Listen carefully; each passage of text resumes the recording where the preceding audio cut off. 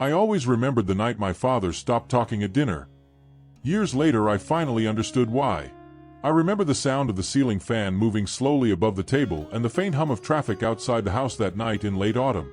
Nothing about that evening was supposed to be different. The air smelled like roasted chicken and warm bread, the same meal we had eaten dozens of times before, and the yellow kitchen light cast soft shadows across the walls that had held the same family photographs for years. My father sat across from me, quiet in the ordinary way he often was after long days of work, while my mother moved around the table finishing small tasks that didn't really need finishing. At first everything felt normal, almost predictable, until a moment arrived that I didn't understand at the time. Something was said during that dinner that made my father suddenly stop speaking. Not for a minute, not just for the rest of that meal, but in a way that changed the entire rhythm of our family from that night forward. Back then I believed it was simply anger or exhaustion, the kind of tension that appears and disappears in most families without leaving scars. But as the years passed, small memories from that night began returning to me with unusual clarity. Details I had ignored as a child but that slowly formed a pattern I could no longer dismiss. The strange look my mother tried to hide, the way the room felt heavier than usual, and the silence that followed us long after the dishes were cleared. Only much later did I realize that what happened at that table was not about a simple disagreement. It was about something my father had discovered in that exact moment, something that forced him to carry a truth he never spoke aloud. And when I finally understood it years later, I realized our family had quietly changed forever that night. Before we continue, I'm curious where you're listening to this story from, so take a moment to comment your city or region below. When I think back to that house in the suburbs, I remember how ordinary everything seemed on the surface, the kind of place where routines shaped every day and nothing dramatic ever appeared to happen. The street was lined with maple trees that turned deep red every fall, and our small backyard overlooked a narrow strip of woods that muffled the noise of the nearby highway. My father, Daniel, followed the same schedule almost every day, leaving early in the morning and returning just before sunset with the quiet fatigue of someone who had spent years doing the same demanding work. My mother, Laura, kept the house running with a quiet precision that made everything appear effortless, though even then there were moments when I sensed a tension in her movements that I could not explain. I was old enough to notice small changes, but still too young to understand what they meant. That particular evening began like any other. The sky outside had already darkened into a deep blue and the cold air pressed lightly against the windows. Inside the kitchen, the warmth from the oven filled the room, and the table had already been set with the familiar plates and glasses we used every night. Daniel arrived home a little later than usual, removing his jacket slowly and greeting us with the same brief nod he always used instead of long conversations. Nothing about his behavior seemed unusual at first.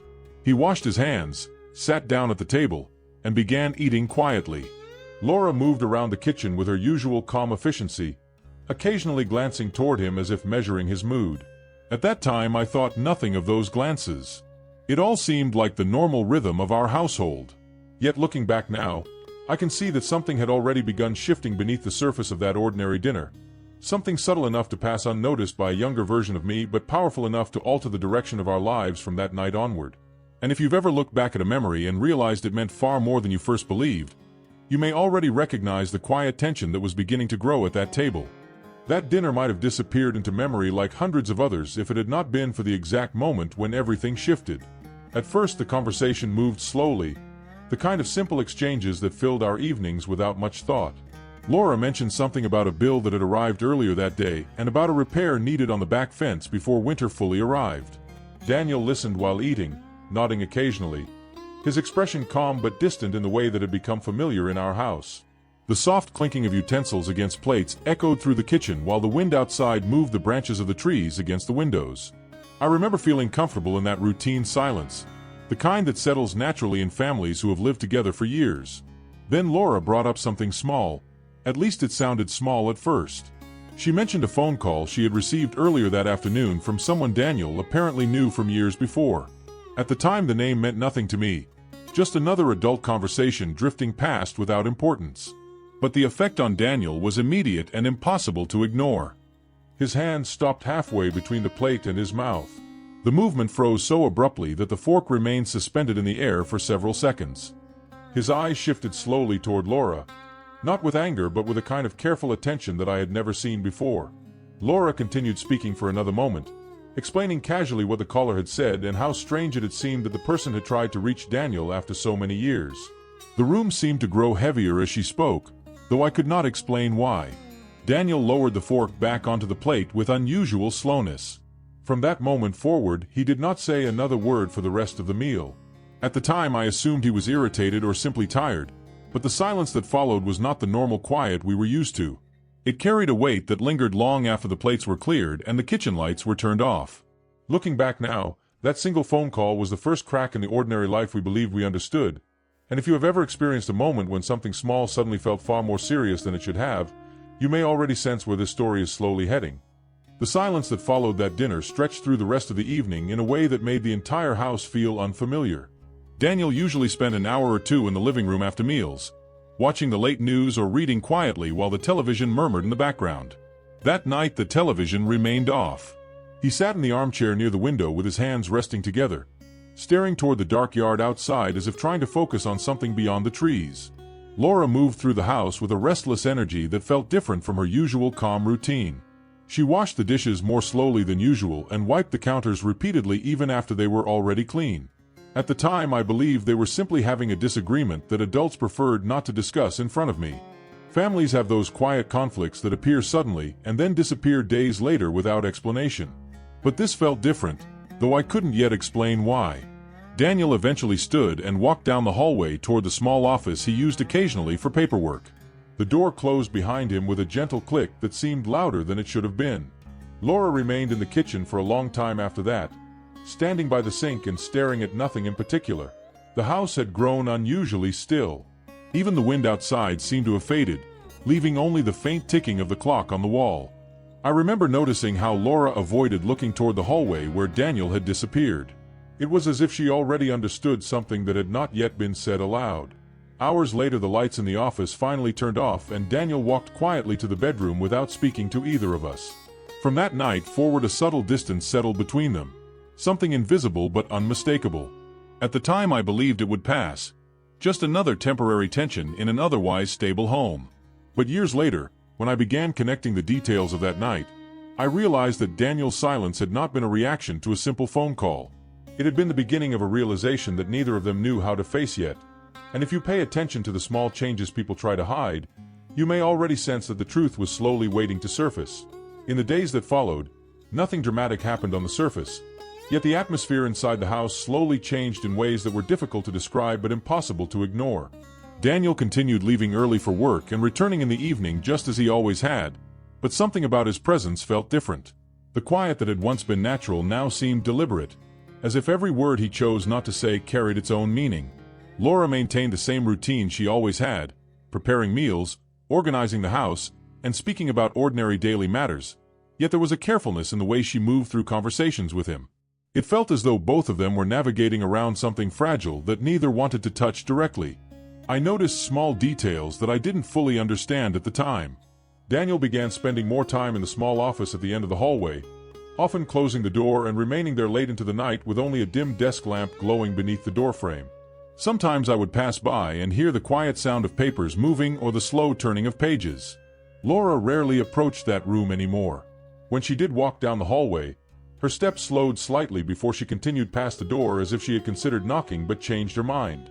The tension never exploded into arguments or visible conflict. Instead, it settled into the house like a fog that refused to lift. Weeks turned into months, and gradually Daniel spoke less and less during meals. His silence became part of our routine, something that simply existed without explanation. At the time, I believed it was just the way adults handled stress.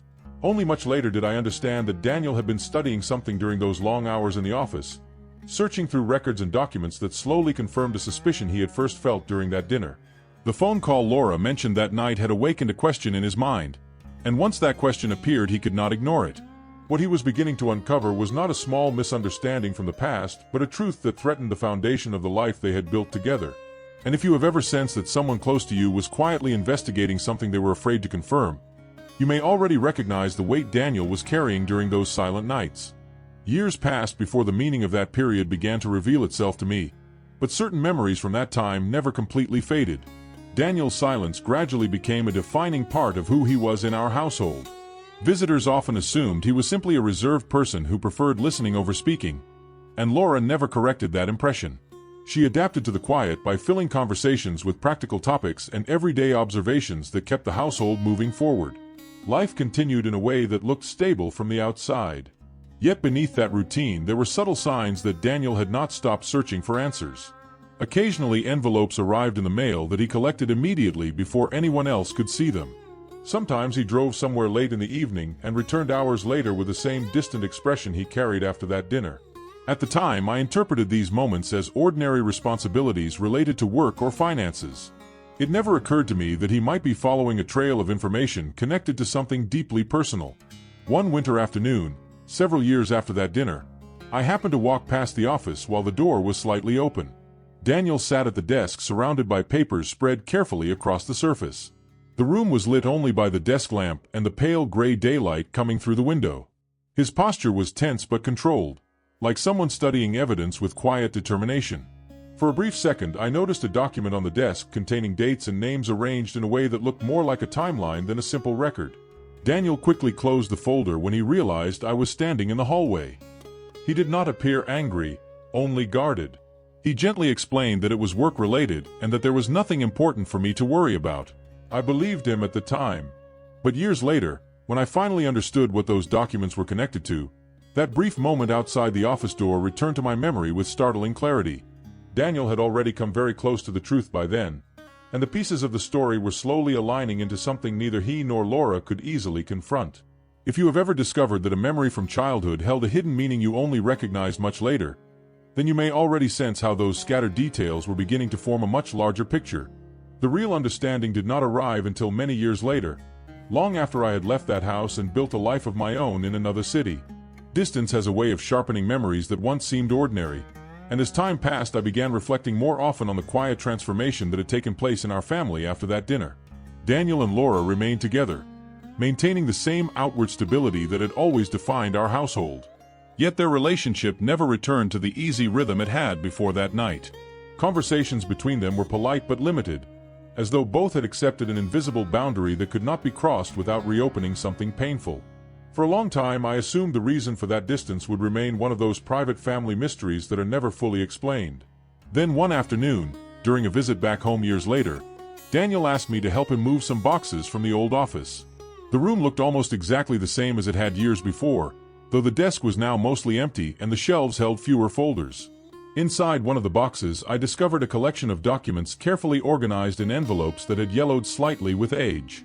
At first I believed they were financial records or work files that Daniel had simply forgotten to discard. But when I looked more closely at the dates and details, I realized they were connected to events that had occurred long before that dinner many years earlier. They included travel records, hospital paperwork, and correspondence between people whose names I did not recognize at the time. Daniel watched quietly while I examined the documents, his expression calm but deeply serious. Without speaking directly about the details, he slowly explained that many years ago he had begun to suspect that something important about our family history had never been fully explained to him. The phone call Laura mentioned during that dinner had reopened a question he had quietly carried for years. From that moment forward, he had started verifying every small detail he could find. By the time I stood in that office holding those papers, Daniel had already reached a conclusion he had lived with in silence for nearly a decade. And if you have ever uncovered information that forced you to rethink the story of your own family, you may already understand why Daniel chose to remain silent for so long. As Daniel slowly revealed the meaning behind those documents, the pieces of that distant dinner finally began falling into place. Years earlier, before I was born, Laura had known someone whose connection to our family had never been fully explained. The name she casually mentioned during that dinner had belonged to a man who had recently tried to contact Daniel after many years of silence. At the time, Laura described the call as nothing more than an unexpected message from the past. But when Daniel heard that name spoken aloud at the table, it awakened a doubt that had existed quietly in his mind for a very long time. Certain timelines from the early years of their relationship had never aligned perfectly, though he had chosen to ignore those inconsistencies because confronting them would have risked destroying the life they were building together. That phone call forced him to reconsider everything. Over the following years, Daniel methodically investigated the history surrounding that name, gathering records that gradually confirmed what he had feared might be true. The truth was not dramatic in the way people often imagine when secrets are revealed. There were no explosive confrontations or sudden separations. Instead, the reality emerged through dates, locations, and small details that eventually formed a clear picture Daniel could no longer deny. By the time he finished explaining this to me in that quiet office years later, I understood that the silence he had carried since that dinner was not born from anger but from a painful decision. He had chosen to live with the knowledge rather than destroy the fragile balance that held our family together. Laura likely understood that he knew, though neither of them ever spoke about it directly again. Their relationship continued not because the truth had disappeared, but because they had both accepted the cost of acknowledging it.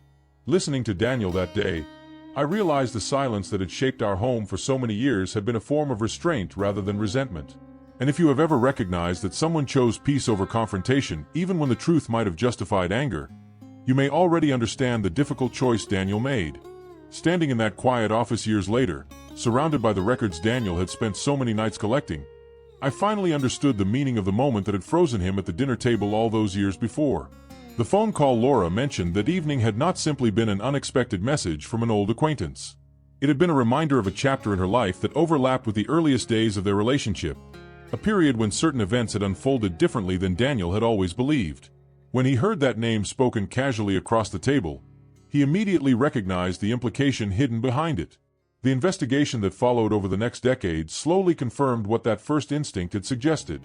Daniel had discovered that the story of our family's beginning was not exactly the way he had always been told. The documents in those envelopes revealed timelines that no longer fit together in the way he once trusted. Yet the most surprising part of the story was not the discovery itself, but the decision Daniel made after confirming it. He never confronted Laura directly, never revealed the full extent of what he had uncovered, and never allowed the truth to erupt into the kind of conflict that might have shattered our lives. Instead, he carried that knowledge quietly, choosing stability over certainty and protecting the life we had built even though it meant living with unanswered questions. When I left that house after our conversation, I realized the night he stopped talking at dinner had not been the beginning of anger but the beginning of understanding. Daniel had recognized a truth that could not be undone, and in that moment he made the difficult choice to let silence preserve the fragile peace of our family. Looking back now, I understand why the room felt so heavy that night and why his voice never returned to the easy rhythm it once had. Sometimes the most powerful decisions people make are the ones they never announce out loud, and if you have ever sensed that a quiet moment in the past carried far more meaning than you realized at the time, you probably understand why that dinner stayed with me for the rest of my life.